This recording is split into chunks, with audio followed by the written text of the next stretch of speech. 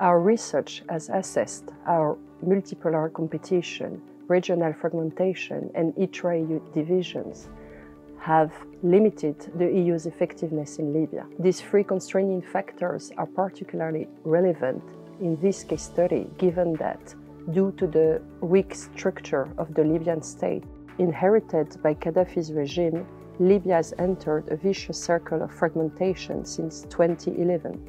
Moreover, subnational and regional players in competition for resources and power fuel internal fractures and regional divides in Libya.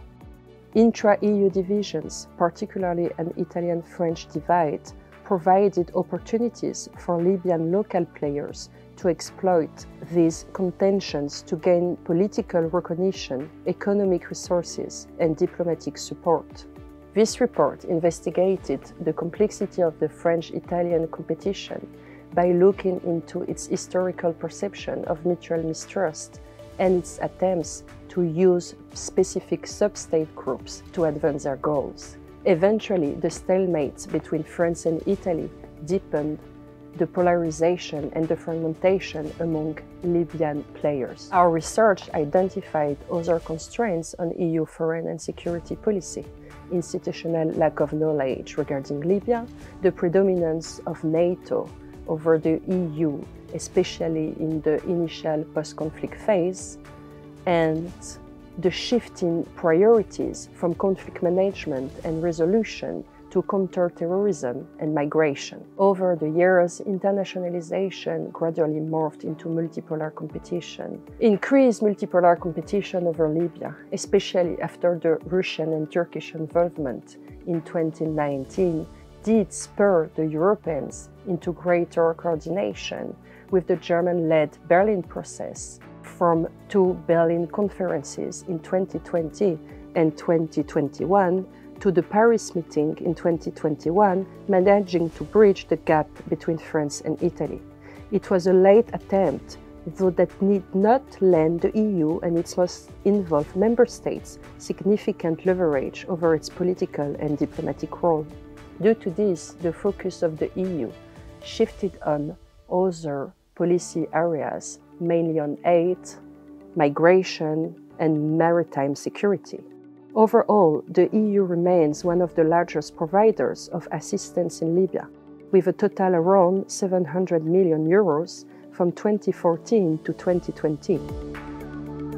From 2018, not only did the EU provide 9.3 million euros to support the political and reconciliation process in Libya, but also finance a COVID-19 response in Libya worth over 66 million euros.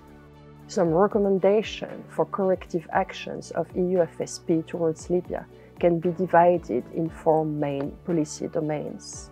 In the political sector, we recommended the establishment of a platform for intra-EU coordination to agree on a plan to move the political process forward and to gain support for this process from regional allies. In the security sector, WP5 recommended that the EU use its technical expertise in disarmament, demobilization and reintegration, and the security sector reform in order to strengthen the security division of the UN mission in Libya.